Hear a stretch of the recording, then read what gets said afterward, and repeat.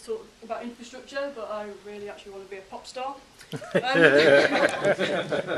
Cities are complex entities, and they depend on a vast system of infrastructure to sustain a range of services, such as energy, water, food, etc.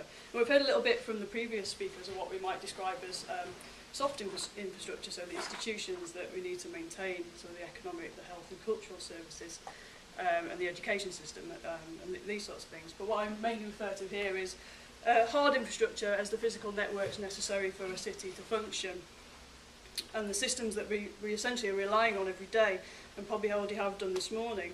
So our transportation system, so I came here today on the bus, our energy infrastructure, our gas pipelines, I certainly put the kettle on this morning. Our water management infrastructure, so our drinking water supply and our drainage systems and flood control systems. Our communication infrastructure, so our internet networks, our telephone networks, and waste management, so rubbish and recycling collections and landfills. So in addressing the question of how to create a sustainable and resilient city in terms of enhancing infrastructure networks, I want to make an additional 3 points, and my first point really is that we're actually relying on these infrastructure services. So secondly, let's say that our infrastructure systems are quite vulnerable and they're interdependent. Cities are potential hotspots of vulnerability of impacts due to the virtue of the high concentration of people and assets in them. And this vulnerability may be due to nature, so from dealing with earthquakes, storms, volcanic activity and extreme weather.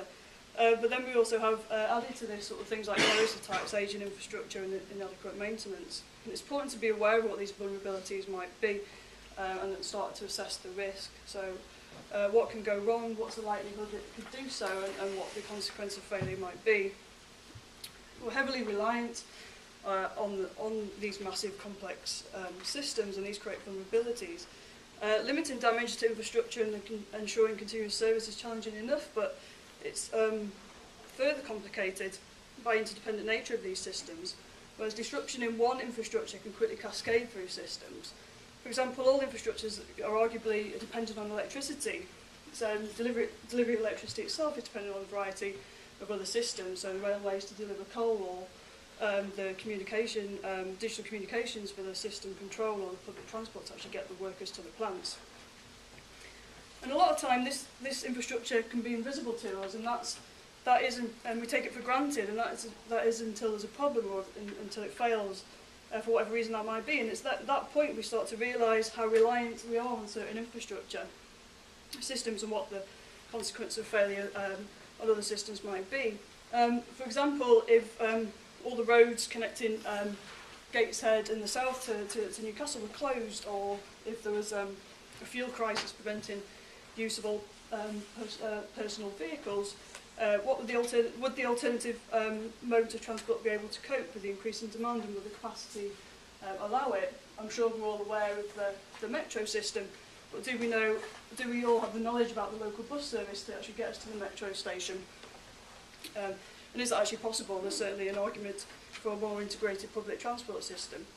It makes sense to expand the network of scratch bikes around the city because they're more reliable and they may reduce demand during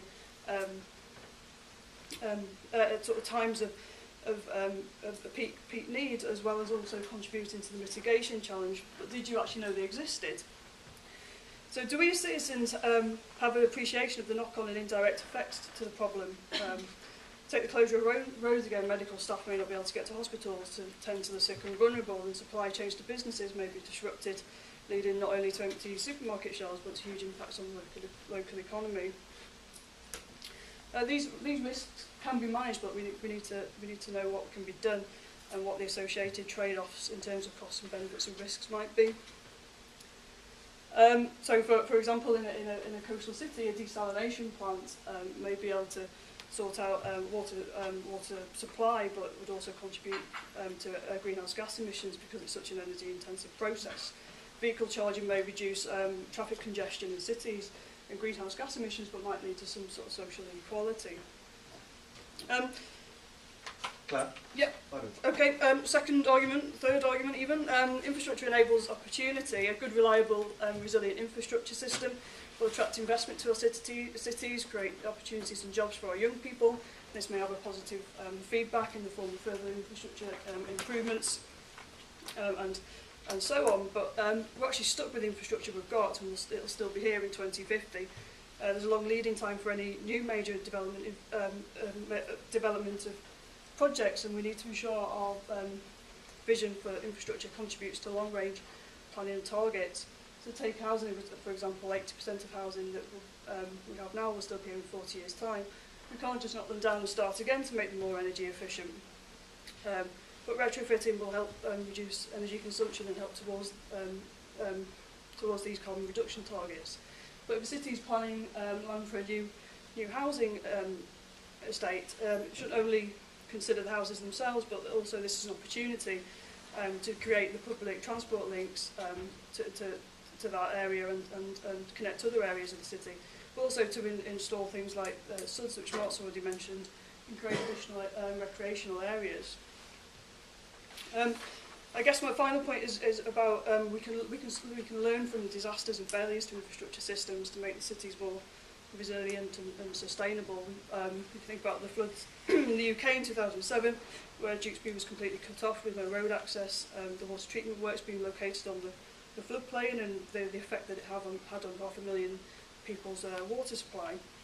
There was also danger at that point to the local power station.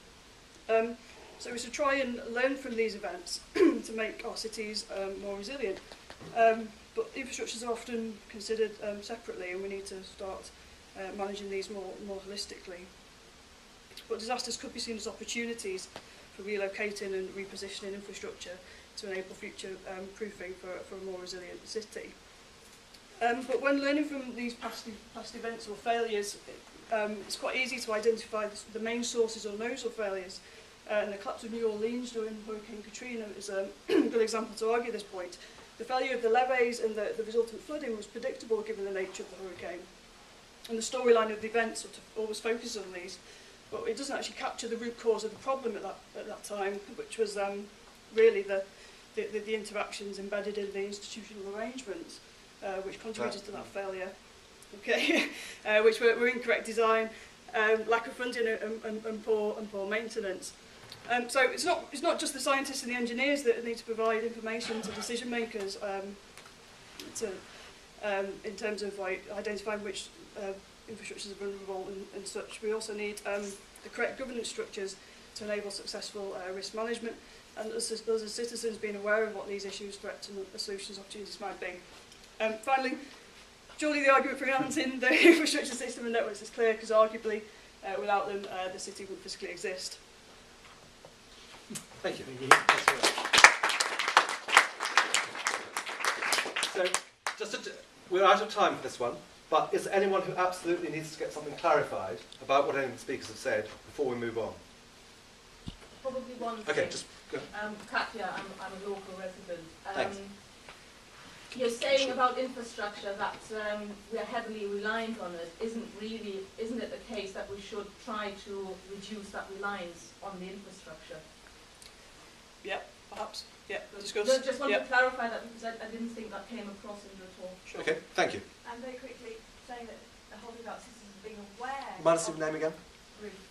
Citizens being aware of the infrastructure, actually that takes away the whole thing about citizens actually shaping that infrastructure. And often it's those activist groups outside the system that help to shape that infrastructure. Yes. 5 points. Yep. Okay, thank you. Okay, thanks very much.